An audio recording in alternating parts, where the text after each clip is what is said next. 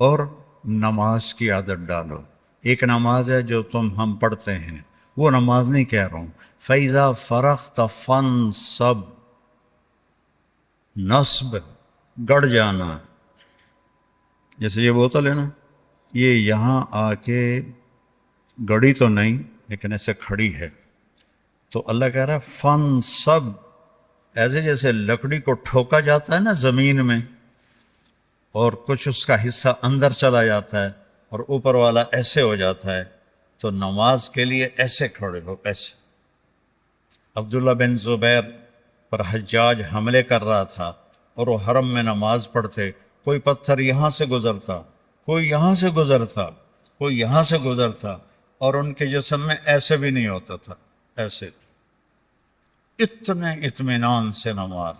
وَإِلَىٰ رَبِّكَ، بولو، فرغب، رغبت کی نماز، نماز میں دل لگے، نماز میں کھڑے ہو جاؤ، نماز میں کا انتظار کرو، نماز کو اپنے مسائل کے حل ہونے کا ذریعہ بناؤ، نماز میں دعائیں مانگنا سیکھو۔ ہم دعا نہیں مانگتے، دعائیں مانگنا سیکھو، یہ بہت بڑا سبب ہے۔ اسباب ظاہریہ اختیار کرو اور نماز کو سب سے بڑا سبب بناؤ۔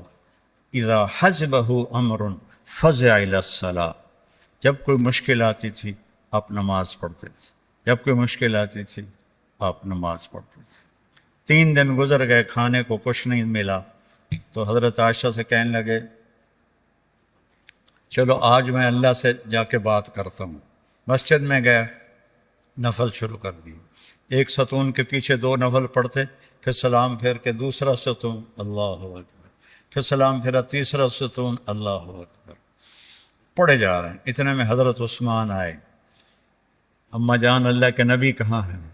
ان کا 3 دن سے فاقہ تھا، اللہ سے مانگنے گئے، تو وہ زارو قطار رونے لگے، مجھے کیوں نہ کہا، عبد الرحمن بن عوف کو کیوں نہ کہا، ثابت بن قیس کو کیوں نہ کہا، یہ سارے مالدار تھے۔ بھاگے بھاگے گھر گئے، پورا اونٹ بھر کے راشن کا لے کر آئے، اور آ کر وہاں اللہ کے نبی کے گھر اتارا، اور پھر بھاگے بھاگے گئے اور گھر میں جو سالن تیار ہو گیا تھا وہ اٹھا کے لائے، اور روٹیاں اٹھا کے لائے، اور آ کر دیا کہ پکانے میں دیر لگے گی۔ جب اللہ کے نبی واپس آئے، پوچھا عائشہ کچھ ہوا؟ کہ یہ دیکھیں اللہ تعالیٰ نے سب کچھ کر دیا ہے۔ کہ یہ کون لایا ہے؟ کہ یہ عثمان لایا ہے۔ تو آپ نے ایسے ہاتھ اٹھائے، اے اللہ میں عثمان سے راضی ہوں، تو بھی اس سے راضی ہو جا۔ اے اللہ میں عثمان سے راضی ہوں، تو بھی اس سے راضی ہو جا۔ اے اللہ میں عثمان سے راضی ہوں، تو بھی اس سے راضی ہو جا۔ تو نماز کو اپنا وظیفہ بناؤ۔ یہ آج کل کے یہ سوشل میڈیا اور بہت سے ایسے نادان لوگ، یہ وظیفہ پڑھو، یہ وظیفے پڑھو، یہ پڑھو، یہ پڑھو، یہ سب فضولیات ہیں۔ سب سے بڑا وظیفہ نماز ہے اور دعا ہے۔ سب سے بڑا وظیفہ نماز ہے اور دعا ہے۔ باقی سب ڈھکوسلے ہیں، میرے اوپر جادو ہو گیا ہے، میرے اوپر اثر ہے، میرے اوپر جنات ہیں، یہ سب عاملوں کی جیب گرم کرنے کے اسباب ہیں۔ یہ کچھ بھی نہیں ہے، سب بک بک ہے، سب بک بک ہے۔ کبھی اس چکر میں نہ پڑنا کہ میرے اوپر جادو کر دیا گیا ہے، میری بندش کر دی گئی ہے، اولاد کی بندش ہو گئی ہے، کاروبار کی بندش ہو گئی ہے۔ نماز جو موجود ہے، اللہ جو موجود ہے، تو کبھی عاملوں کے چکر میں نہیں پڑنا۔ کبھی جو وظیفے بتانے والے ہیں 1000 دفعہ یہ پڑھو، 1000 دفعہ یہ پڑھو، میرے سر میں درد ہے۔ اور ایک بزرگ کہنے لگے کہ آپ 1000 دفعہ سورہ اخلاص پڑھا کرو۔ میں کہا جی پھر تب پہلے انہوں ہور درد ہوا جاوے گا جو میں سر درد نال میں 1000 واری سورۃ اخلاص پڑھا کے میرے کو تو نماز دی رکعت وچ کلو اللہ مشکل پڑھی جاندی ہے۔ میں کہا جی یہ وظیفہ تسی اپنے کول ہی رکھو، یہ میرے واسطے کوئی نہیں ہے۔ میرے نبی نے وظیفہ بتایا، نماز پڑھو دعا مانگو، نماز پڑھو دعا مانگو، صدقہ کرو، سخی بنو، بخیل نہ بنو۔ بخیل سے اللہ دوستی لگاتا نہیں، اور سخی سے اللہ دوستی توڑتا نہیں، چاہے فاسق ہو۔ اور سخاوت کا مطلب کوئی بہت زیادہ خرچ کرنا نہیں ہے، وہ دل کی کیفیت کا نام ہے، وہ دل کی کیفیت کا نام ہے۔ تو غریب بھی سخی ہو سکتا ہے، مالدار بھی ہو سکتا ہے، غریب بھی بخیل ہو سکتا ہے، مالدار بھی ہو سکتا ہے، بخل خود پیدا ہوتا ہے، سخاوت کو پیدا کرنا پڑتا ہے۔ سخی بنو۔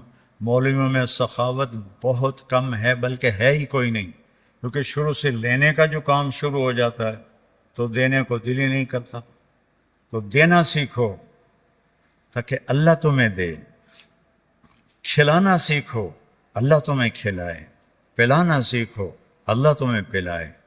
پھر سب سے بڑی سخاوت ہے جس پہ ناراضگی ہے معاف کر دو۔ سب سے بڑی تواضع ہے جس پہ زیادتی کی ہے اس سے جا کے معافی مانگ لو۔ معافی مانگنا اس سے بڑی تواضع کوئی نہیں، معاف کر دینا اس سے بڑی سخاوت کوئی نہیں ہے۔ اور اللہ کو سخی سے پیار ہے، وہ فاسق ہی کیوں نہ ہو۔ سامری نے بچھڑے کی پوجا کروائی، اللہ نے کہا ان سب کو قتل کرو، وہ قتل ہو گئے۔ سامری نے پکڑا ہوا آ گیا، اللہ نے کہا موسیٰ سامری کو چھوڑ دے۔ کہ یا اللہ وہ بدبخت تو سب کو بچھڑے کی پوجا پہ لگانے والا۔ اللہ نے کہا سخی ہے، سخی کو قتل کرنا مجھے اچھا نہیں لگتا، آپ ہی مر جائے گا۔ وہ بخار میں مر گیا۔ تو سخاوت ایسی چیز ہے جو کفر و نفاق میں بھی کام دے جاتی ہے۔ بیٹا سخی بنو۔ اور ایک سخاوت بتائیے جس پہ کوئی پیسے نہیں لگتے، معاف کرنا سیکھو، معاف کرنا سیکھو، درگزر کرنا سیکھو، اپنی کوتاہی کا کھل کے اعتراف کرو۔ جو معافی مانگنے آئے اس کے آگے منہ نہ بناؤ، اسے فوراً اپنے سینے سے لگاؤ۔ الا تحبون ان یغفر اللہ لکم۔ معاف کرنا سیکھو، معافی مانگنا سیکھو، اور نوافل میں تہجد کا اہتمام کرو۔ یہ شعار الصالحین ہے۔ آپ نوجوان ہو تو آپ 70 سے بھی آگے چلے گئے، تہجد کا اہتمام کرو۔ نوافل اس سر درد میں، میرے نفل کبھی چھوٹتے ہیں، ورنہ 40-50 نفل روزانہ پڑھتا ہوں۔ میری تہجد قضا نہیں ہوتی سوائے شدید تکلیف کے۔ پچھلے 30-35 سال سے اللہ نے مجھے تہجد کا پابند کیا ہوا ہے۔ یہ میں تم میری اولاد ہو، تمہیں ترغیب کے لیے سنا رہا ہوں، کوئی اپنی بزرگی نہیں جتا رہا ہوں، کہ تمہیں پتہ چلے کہ بیماری میں بھی اگر اہتمام ہو سکتا ہے تو اس جوانی میں کیوں نہیں ہو سکتا۔ جلدی سو، جلدی اٹھ، اس موبائل پہ کھیلنا چھوڑ دو، یہ تمہارا بہت وقت ضائع کرتا ہے۔ اس موبائل سے کھیلنا چھوڑ دو، اس کو دیکھنا چھوڑ دو، وہ وقت مطالعے پہ لگاؤ، تلاوت پہ لگاؤ، ذکر پہ لگاؤ، تسبیح پہ لگاؤ، لوگوں کی خدمت پہ لگاؤ۔ اس نے بہت نقصان پہنچا ہے، خاص طور پر جب تم ماں باپ کے ساتھ بیٹھو، بیوی کے ساتھ بیٹھو، بچوں کے ساتھ بیٹھو، اسے بند کر کے بیٹھو تو تمہیں اس کا بہت نفع ہوگا۔